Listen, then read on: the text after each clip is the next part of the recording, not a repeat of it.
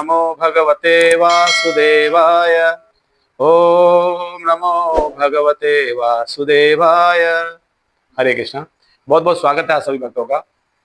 आज हम आप जो कथा बताने जा रहे हैं वो भागवतम के 5वें स्कंद पे बहुत सुंदर कथा आती है जड़ भरत की। जड़ भरत के पूर्व के जीवन के विषय में पहले जानना चाहेंगे। जड़ भरत इसके पूर्व में हिरन थे और उसके पूर्व जन्म में राजा भरत थे। राजा भरत के बारे में आप जानते होंगे, जिनके हजारों हजार घोड़े, हाथी, दुनिया भर का ऐश्वर्य, धन, पत्नियां, बच्चे, बहुत कुछ था। राजा थे, मगर उन्होंने सब राजपाट को त्याग दिया। किस लिए? क्योंकि मनुष्य के जीवन का लाभ लेने के लिए, इस मनुष्य जीवन का लाभ क्या है ये जानने के लिए, ये लेने के लिए। क्या लाभ है मनुष्य जीवन का? मनुष्य जीवन का लाभ है अंतः नारायण स्मृति।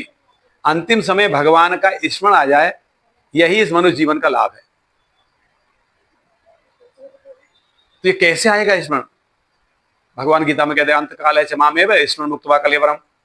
जो व्यक्ति अंतिम समय मेरा स्मरण करते हुए अपने शरीर का त्याग करता है वो मेरे पास आता है, भगवान के धाम में जाता है।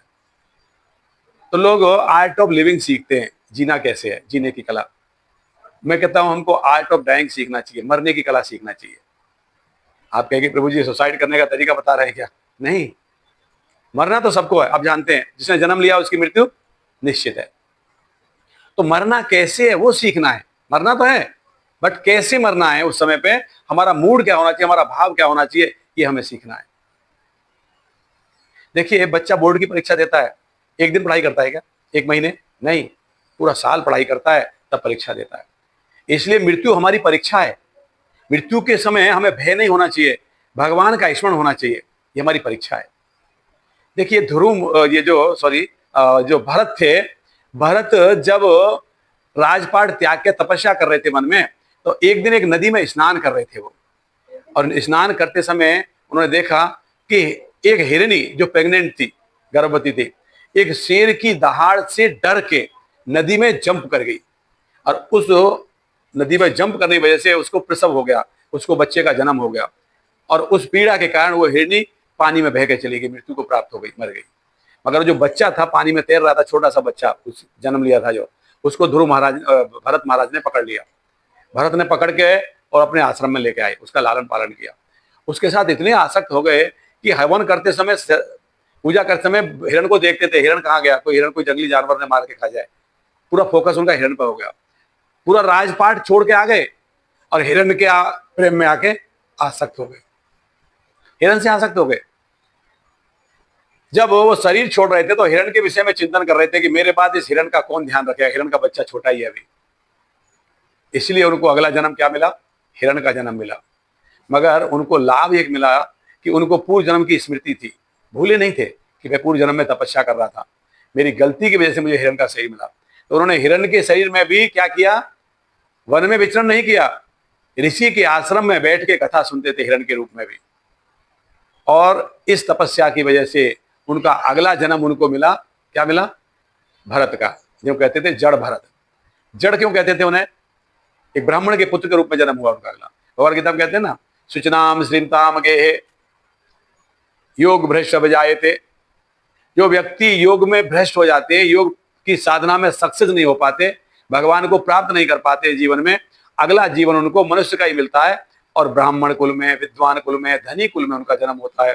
और पिछले जन्म में जहां उन्होंने भक्ति छोड़ी थी वहीं से उनकी भक्ति स्टार्ट हो जाती है, वहीं से भक्ति स्टार्ट हो जाती है।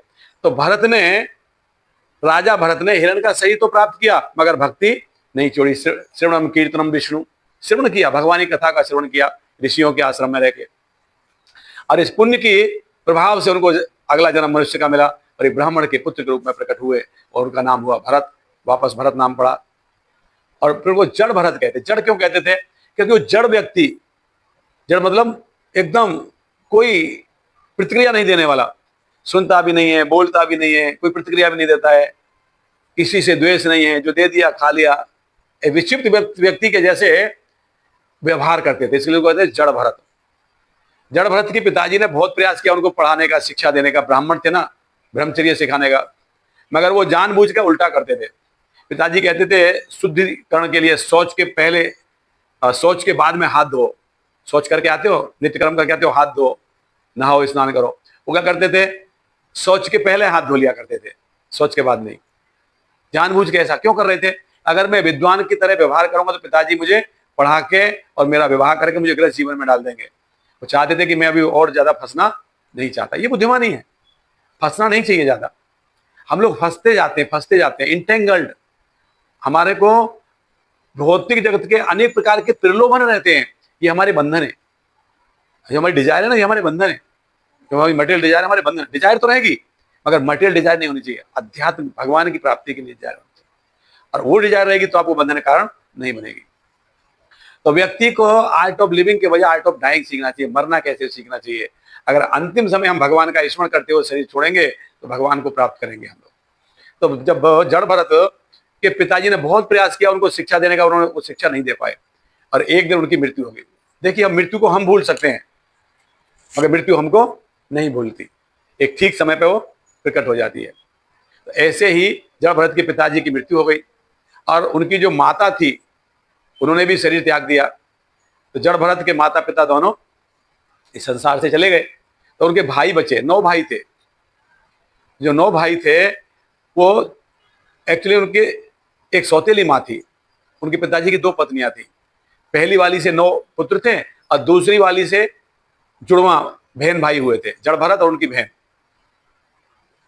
तो जड़ भरत के जो भाई थे 9, वो उन्होंने देखा कि ये विद्वान नहीं बनेगा, इसके पीछे समय और पैसा बर्बाद करना अच्छा नहीं है।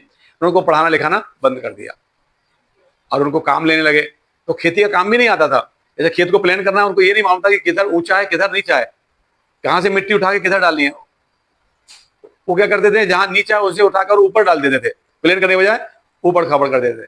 तो उसके भाई बोलते थे इससे ये काम भी नहीं होता, अच्छा तुम एक काम करो, तुम रात को जंगली पशुओं से फसल की रक्षा करो, जाओ रखवाली करो रात में जाके खेत पे। वो ऐसा ही करते थे। अब खाने को क्या देते थे उन्हें, जो आटे को छान के जो भूसी निकलती है ना, उसकी रोटी बना के देते थे, झूठा देते थे, बर्तनों में लगा हुआ जो जला हुआ भोजन है वो निकाल के देते थे, मगर उसको बड़े प्रेम से खाते थे। तो उनको आसक्ति नहीं थी किसी चीज। आज हमको कोई व्यक्ति, मैं देखा हूं अभी वर्तमान में भी कुछ ऐसे महात्मा हैं जो एक ही बर्तन में सब कुछ डाल लेते हैं, सब्जी है, दाल है, चावल है, खीर है, रायता है, सब एक में मिक्स कर लेते हैं और खा लेते हैं। अगर कोई हमारे दाल में रसगुल्ला डाल के दे दे तो हम लोग झगड़ा कर लेंगे उसके साथ, ये कैसे खिला रहे हो। आसक्ति, स्वाद।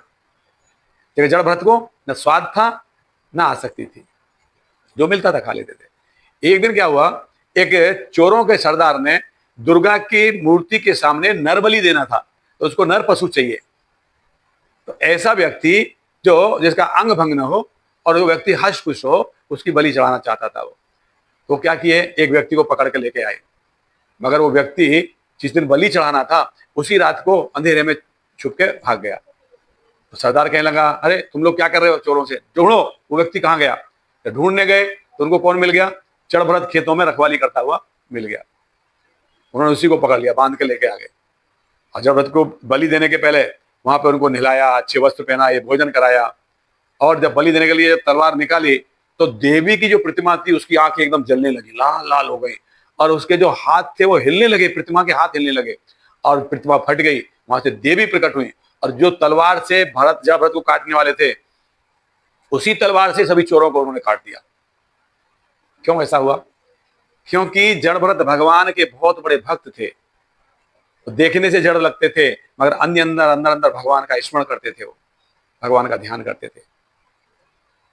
और भगवान के भक्त को कोई क्षति पहुंचाए ये देवी को बर्दाश्त नहीं हुआ, उन्होंने उन सभी चोरों को काट दिया।